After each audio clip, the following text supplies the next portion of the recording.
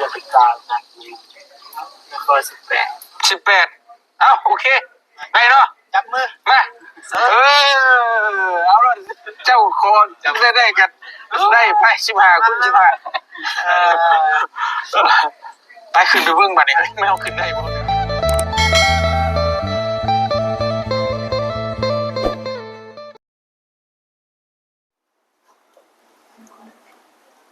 ไปหน่อยเนาะเปิดคลิปเปิดภาพมาพบเจอกับมาเรียนอีกคือเก่าเส้นเคยเส้นเก่าเส้นเดิมไปหน่อยเนาะเปิดคลิปเปิดภาพมาพบมาเจอกับมาเรียนในเมื่อนี้พอไปหน่อยเนาะก็มีคลิปมานำเสนอให้กับพ่อแม่พี่น้องครับได้ชมอีกคือเก่าคือเดิมพ่อแม่พี่น้องเนาะก่อนอื่นเนาะด้วยความเคารพกับทักทายสบายดีสวัสดีพ่อแม่พี่น้องกันเบิดทุกคนพ่อแม่พี่น้องเนาะว่าจะเป็นพี่น้องฝั่งไทยฝั่งลาวหรือทางต่างประเทศพ่อแม่พี่น้องก็ยินดีต้อนรับเข้าสู่ช่องของบ้านเนืบ้านนาอีกคือเก่าคือเดิมพ่อแม่พี่น้องเนาะเสียงก็อาจจะก้องในจังหน่อยพ่อแม่พี่น้องเนาะเพราะว่าบ้านเนือยู่ห้องพ่อแม่พี่น้องก็เสียงมันก็สิก้องแน่เสียงมันก็สิออกแบบทุ่มๆพ่อแม่พี่น้องเนาะเพราะว่าบ้านเนือยู่ห้องพ่อแม่พี่น้องตอนนี้เนาะเสียงมันก็เลิกก้องพ่อแม่พี่น้องเนาะก็มานำเสนอให้กับพ่อแม่พี่น้องได้ครับได้ชมได้ฟังอีกคือเก่าคือเดิมพ่อแม่พี่น้องเนาะหมอหนีไปตามหาความสุขกับวอทับเทปกับเรื่องราวของน้องซาลีเพิ่นพ่อแม่พี่น้องจังไดเด้เนาะคือเห็นแต่ในหออ้ายบ่เตียงทองเพิ่นพ่อแม่พี่น้องไปหาที่หาทางให้น้องเพิ่นจนได้พ่อแม่พี่น้องเนาะก็มื้อนี้ก็พาเนิดก็มานำเสนอให้กับพ่อแม่พี่น้องได้เบิ่งได้ชมแล้วก็มาดีใจกับ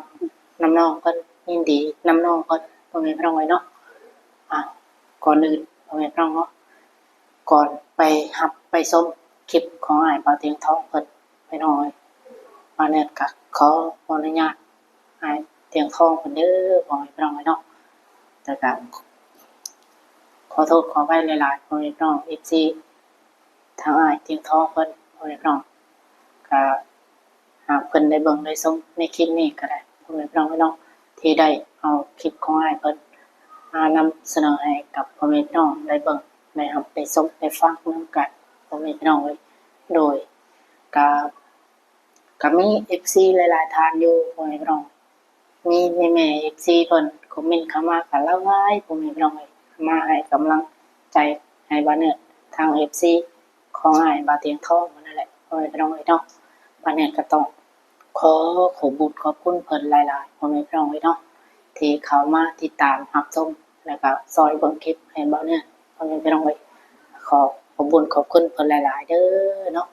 ให้เพิ่นอยู่ดีมีแรงความเจ็บอย่าได้ความไข้อย่ามีพ่อแม่พี่น้องมันคนยืนพ่อแม่พี่น้องเนาะ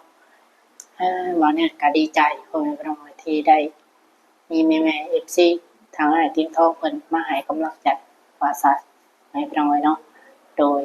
ว่าเนี่ยก็ดีใจแค่เห็นเพิ่นได้คอมเมนต์มาให้กำลังใจก็เนี่ยก็ดีใจหรือว่าชื่นชมพ่อแม่พี่น้องชื่นชมกับแม่ๆ FC เพิ่นนั่นแหละพ่อแม่พี่น้องที่เพิ่นได้ให้กำลังใจว่าเนี่ยพ่อแม่พี่น้องเนาะก็ขอบคุณเพิ่นหลายๆที่เขามาติดตามให้บ้านเนี่ยพ่อแม่พี่น้องเนาะจากเขามาเป็นกำลังใจให้บ้านเนี่ยได้เฮ็ดคลิป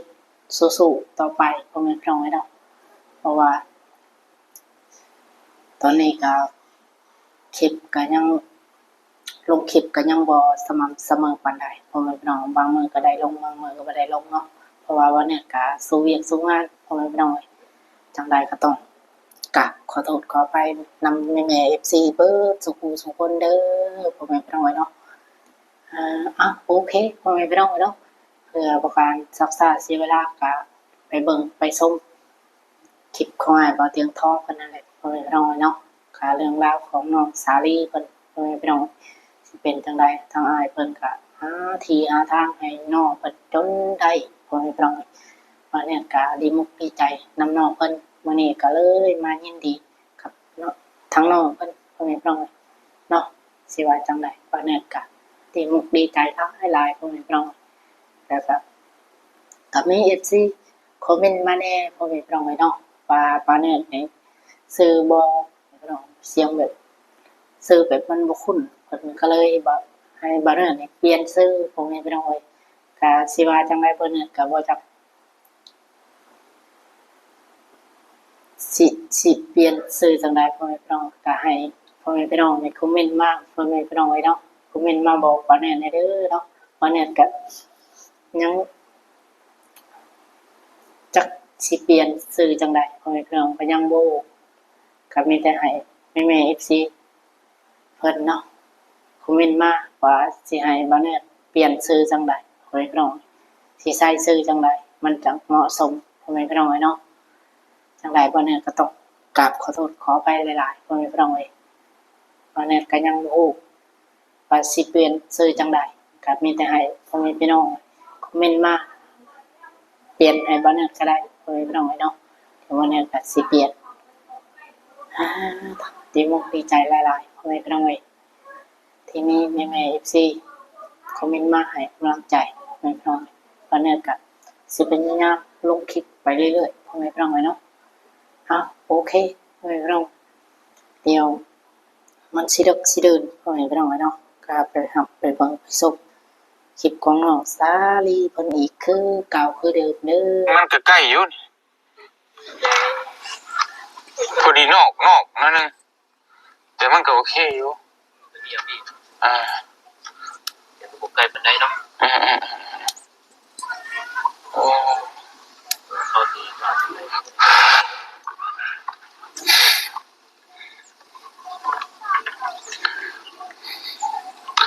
ไปขึ้นเทิงเลยถ่าประตูแล้วมาถึงว่ากันพี่น้องเลยเนาะ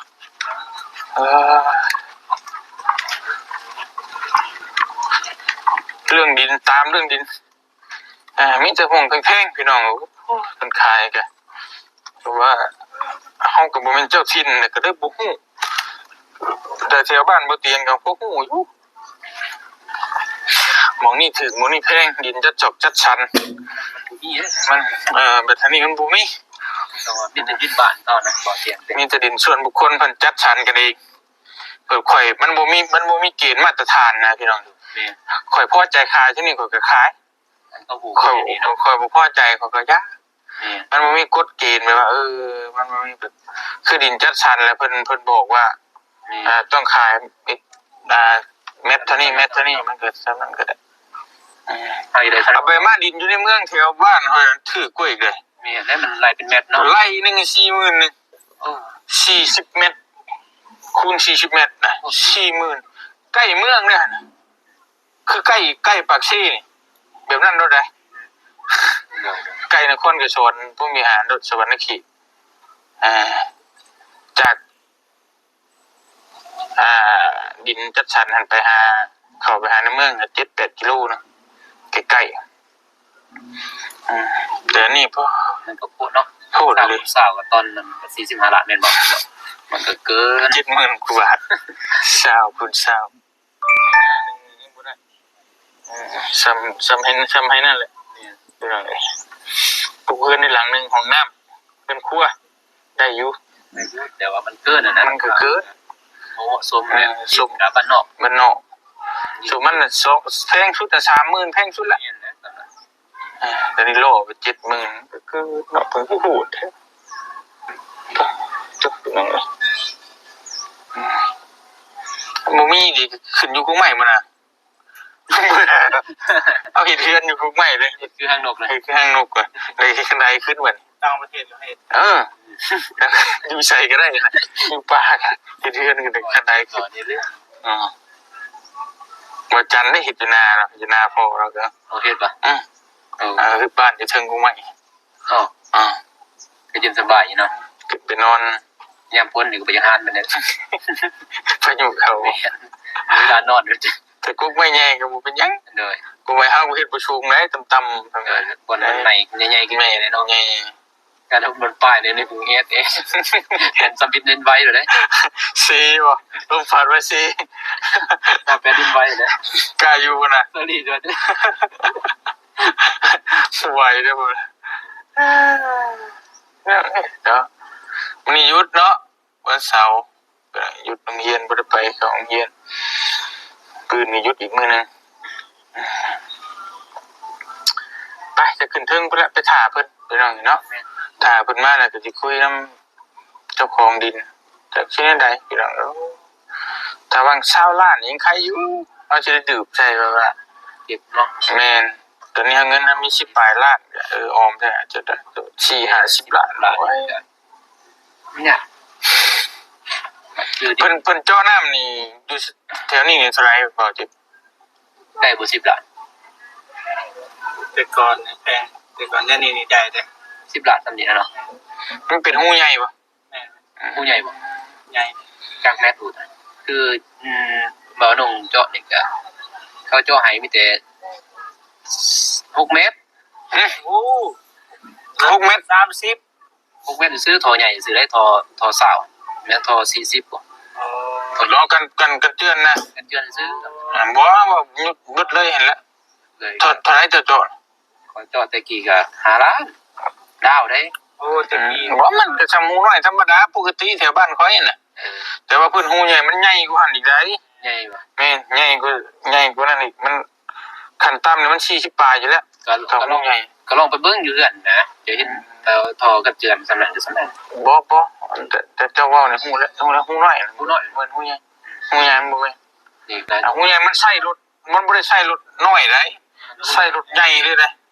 เออ คือบ่เห็นนะอย่างบ่เห็นมีแต่เขาเจาะมื้อนั้นนะ แต่ เห็น บ้านเฮาปะโอ้รถใหญ่เด้เอาเรือต่อเบิ่งเมื่อชมขนาดนี้เฮ็ดซ้ำนี่ โอ้ รถใหญ่เขาใช้อันนั้นอันล้มเลยได้ทาง ชุดแต่ก่อนเก็บลาดปลาย เจริญบ่ แม่นแต่ก่อน เดี๋ยวนี้ นี่ กลัว 10ปลาย 10ปลา ไปเดี๋ยวจะว่ากันเรื่องน้ำเอาเรื่องดินให้มันรอดนะ หลอดก็ พี่น้องเลย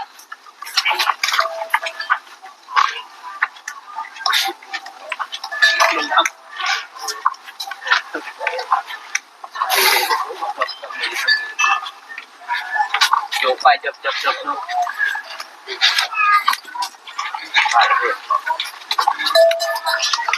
นี่ได้เพิ่นก็จะได้เงินหลายผู้ขายก็จะได้เงินหลายผู้ซื้อจะเสียดายเงิน บ่มีเงิน นี่ถึงนี่มันก็แพงหลายมันก็บ่ไหวเด้อเอาก็บ่อยากซื้อเลย มาเขาหัวเขาถือเกรดสุดก่อน บ่ โต บ่จักล้านสิได้ละเพิ่นนี่บ่พอแล้วจ้ะ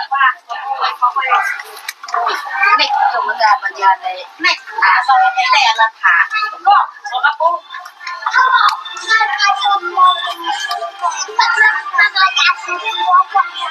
ไปกินต่อเลยขึ้นบุญขึ้นร้อง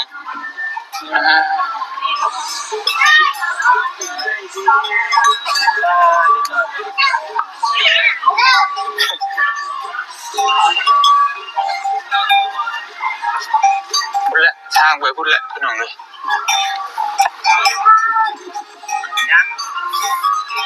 ถามคุณมากปะโอ้โอ้ปาดหน้ากันเลย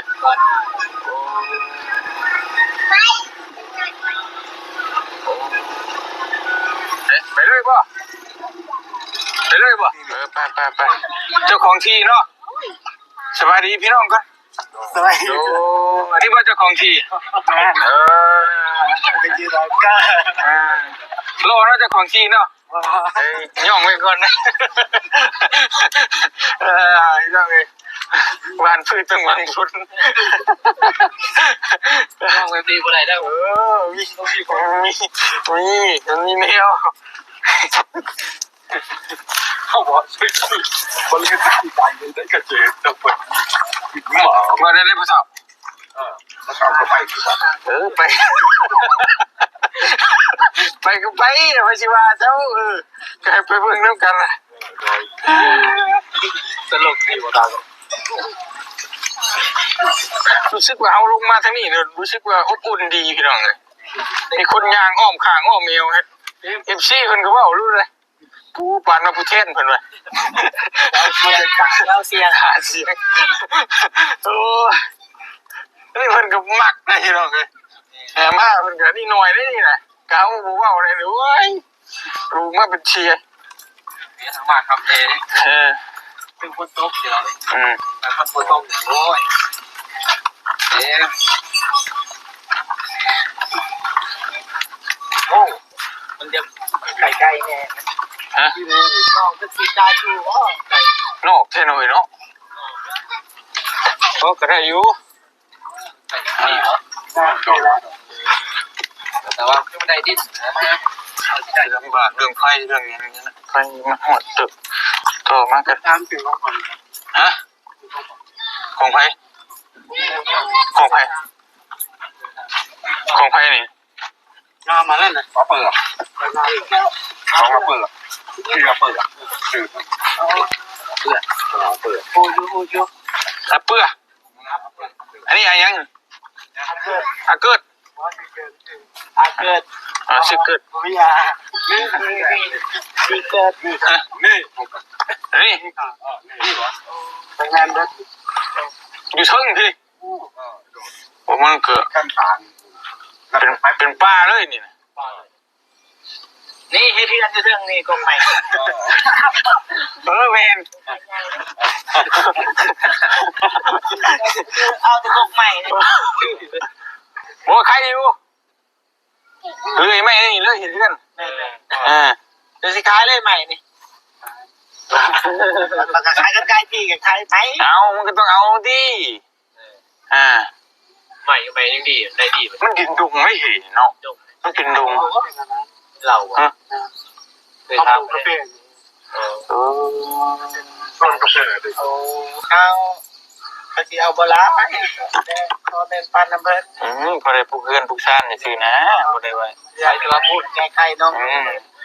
แก้ไขที่เรา ก็ดีเป็น มาลงมายิ้มอย่างเดียวเลยเว้ยเนาะเกิดนี่บ่เกิด อาเกิด วิยา สมมติว่าสิเองให้น้องเพิ่นนี่เท่าไร เอาอยู่ได้จักแม่ เช้าคุณเช้า โอ้ตอนเจ้าอยู่ก่อนเจอ อืม ระบบกว้างพอดีตา หมดไหลสำเนาะไหลหนึ่ง40เครื่องไหลหนึ่งประมาณเท่าไรนี่ว่าเบิ่ง จักสิแล้ว มาจากที่ว่า เขาเอาให้เจอ อาจจะว่าการ ให้เนี่ย ให้ไปเว้าแทนว่าหาลักไป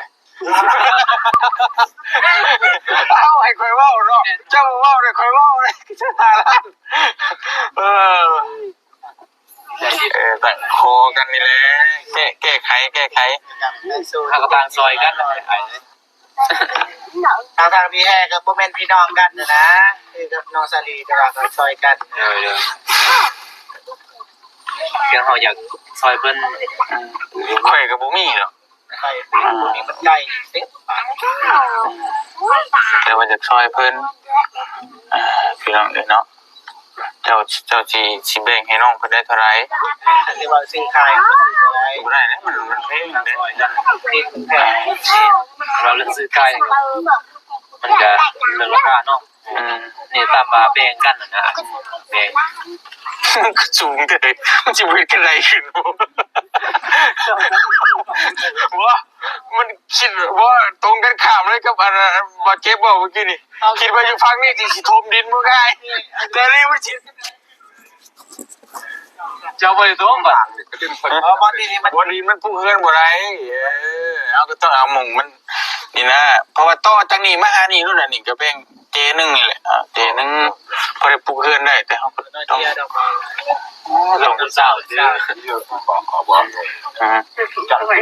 ประมาณนี้มาหาหันแล้ว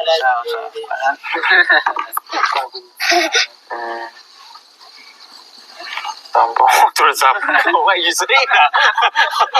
ลึกลับแท้เลยโอ้ยบูดชื่อไม่บูเห็นเนาะโอ้เชื่องไม่ดีขนาดเลยบูดไปแล้วจักฮะจิวเขาไม่ไล่กูไม่ลองเลย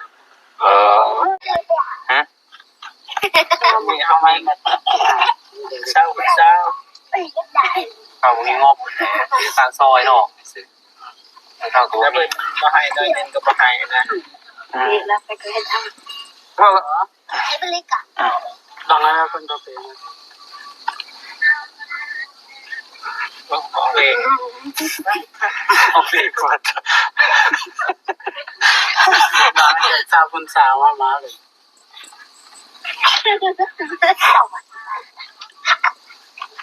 ไงโดยจังดาแปเสียกก็หน่อยว่าแบบมีใครจะมาไม่หลุดนี่นะแต่ก็ไม่เกี่ยวกับตัดภาษาเร็วกูได้น้ำเขาจำเรียบเลยมันจะเรียกมา15คน15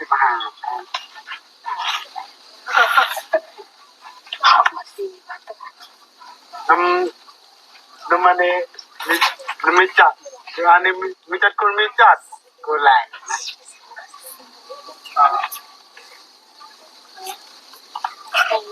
ภาษาตายในลืดเขาเนี่ยครับบูเลย โอ้ร้องมาแล้วเนาะ ทางบูฮูฮากาลุนนี่พี่น้องเลย น้ำจะเป็นแห่ระเบิด รอรุ่นนำกันพ่อแม่พี่น้องไอ้เนาะว่าสิได้บ่ ภาษาห้องก็ได้มันจะซองอ่ะจะซองคนมันจะซองฟังมันดีมาก คนมาเนี่ย มีอะไรมันไม่จัดคนจัดซองไม่จัดซองอะไรมันจัดซองมัน10ประเทศนะให้มัน15คูณ15ได้ครับสำนักเลยที่ซื้อเลยเพราะยากเลยนะมันจะกินอันไหนหลายเติมหลายจะซองคนเริ่มมากักในที่พระเดชมากักไปมันไม่ห้องตายมากักที่เริ่มมากัก มาเนี่ย มันจะคนจะซองตอนไม่ตึ๊บมันจะคนมันจะซองมันจะตึ๊บซอง อาเป้ เป็นว่าชาวคุณชาวนี่เป็นลายเราจะขาย10 คูณ 15 ล้านแต่ว่าน้องขอร้านนี้เอาที่อันนั้นทางมันแปลเลือกก็ได้ว่าเป็นยังคือเขาอยู่ขยันเขาจงประหยัดนะ ทางไหนเลย บ่ทางให้เลยอยู่ก็ว่ามันเอาจะคอน้องเพิ่นก็15 คูณ 15ได้ซะไอ้ต้นน้องมันน้อย สมมุติเอาว่ารถ20คูณ20นี่จะสิขายเท่าไหร่ ให้เราเลย ว่าราคามาเบิ่ง แต่ต้อง เรื่องเทื่อมาสมมุติว่าเงินข่อยบ่พอข่อยสิโฮมมาให้อ่า เพราะว่ามันอยากให้มันได้ก็คือดำแดนยากเสียซะเนาะไงเลยซะ เพราะว่ามันเฮ็ดหยังบ่ได้เลยดังนั้นของน้องน้ำเพิ่นครัวแหละมันก็มีหม่องมีสวนผักปลูกหยังนี่นิดนึงเด้มันโพดนะคนเฮา หลายทรงจัดได้มันเป็นว่านี่เลยเต็กมันก็แบบมาลายรอยนะแปลแม่มันนี่ต้นเนาะ เฮ็ดจังได๋ เป็นว่าเข้าขายฮะระดับ50แต่ว่าเพิ่นขายบ่ฮอดดอกเพิ่นแก้ไขเท่าใดเลย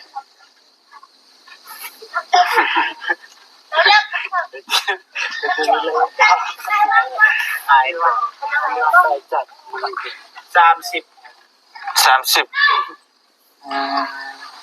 ล้าน ลุงไปแล้วเดี๋ยวว่าพอไม่ได้เนาะแต่เต้นเอากะ ว่าเลยเลยยังไงแต่ก็แบบรอนะ15 คูณ 10 คูณ 15 10แต่15 ล้าน แต่ว่า15 คูณ 15นะ เนาะ15คูณ15ไปเพิ่มอีก5เม็ดนึงพอกันเนาะ เม็ด ซะ ก็คือตักมาเลยที่มันเด้งเลย เพิ่มให้15คูณ15ก็ให้17ล้านไปเนาะเอาเพิ่มอีกนะคอกันนะ ด้านคอเนาะซอย แล้วว่า10 คูณ 15 10คูณ15นี่15ล้านประเด็นก็เพิ่มคออีก5เม็ดนะเพิ่มก็ เป็น 17 ล้านน่ะสิเอาให้เลย แก้ไข แก้ไขไปน้อยเดียวนึง5 เม็ดนึง อารมณ์ดีเอาให้อยู่คิดว่า ยิ้มเลยเนาะ โอ้มันกระเทินนี่ให้มันนี่ซะทางหน้านี่15ยาวไป15 เพราะว่าเพิ่น มันก็บ่ได้หลายปานนั้น มักช่วยเหลือคนอยู่ ก็นั่นแหละช่วยกัน เพราะว่าเพิ่นไปซักยาอย่างแต่ละเทื่อบางทีบ่ได้เอาเงินกัน มันสายซักบ่นี่น่ะโอ้โห เป็น โอ้ หมอยา หมอ แท้ เออ อันหม เป็น อเนี่ย ซอยคน ก็นั่นแหละน่ะเอาบุญน้ำกันเนาะ แม่นเอาบุญต้องการเฮา ให้แต่ว่า บุญต้องการวิน 17 ล้าน น้ำ นี่ก็5เม็ด ขออีก5 เม็ดนึงนะ มาไม่ได้ซื้ออ่ะ มันลืมตั้งมาดูก่อนเราอย่างที่ตักกันนะ เพราะมันจากห้องบ่ถ้าปุ๊บเคลื่อนมันก็สิบ่มีฮอดอันนี้นะเวลาเฮาเฮ็ดหัวแล้วมันก็มัน เจอแล้วเราก็ไป ทำ15คูณ15น่ะพอได้อยู่ ว่าก็ได้ว่าสำคัญเรื่องเป็นการนะแล้วก็18เอ้าโอเคได้เนาะ จับมือ มาเอาล่ะเจ้าโคนได้กันได้ไป15คูณ15ไปขึ้นไปเบิ่งบัดนี้ไม่เอาขึ้นได้บ่เว้ย ได้ว่า ได้ครับ บ่ให้เปลี่ยนใจนี่ ใช่ครับตกลงกันได้พ่อแม่พี่น้องเนาะ ถ่ายไปทั่วโลกได้ผู้ใหญ่เป็นผู้ใหญ่เนาะ ยินดีนำน้องเพิ่นหลายๆพ่อแม่พี่น้องเนาะทางวันนี้ก็ได้ พี่น้องประมาณ18 ล้านคือแล้วประมาณ 30,000 บาท 8 แม่นประมาณ เพิ่นกำลังขึ้นไปเบิ่งกว้างเพิ่นไหนยาวเพิ่นไหนพ่อแม่พี่น้องเนาะเดี๋ยวเบิ่งนำกัน สูงก็สูงครับสูงแน่บ่ต้องยากชมอีก บ้านเป็น นั่นนี่ก็ได้ครับ โอ้ นี่ถ้า อืม ทางขึ้นตัว โอเคจังเลย แม่ดีใจเอาให้ขึ้นเลย ขึ้นเลยบัดนี้โอ้โตเว้าแม่งๆเลยบัดนี้ปอคักอีพี่น้องเอ้ย เป็นดงเนาะ เป็นป่าเลย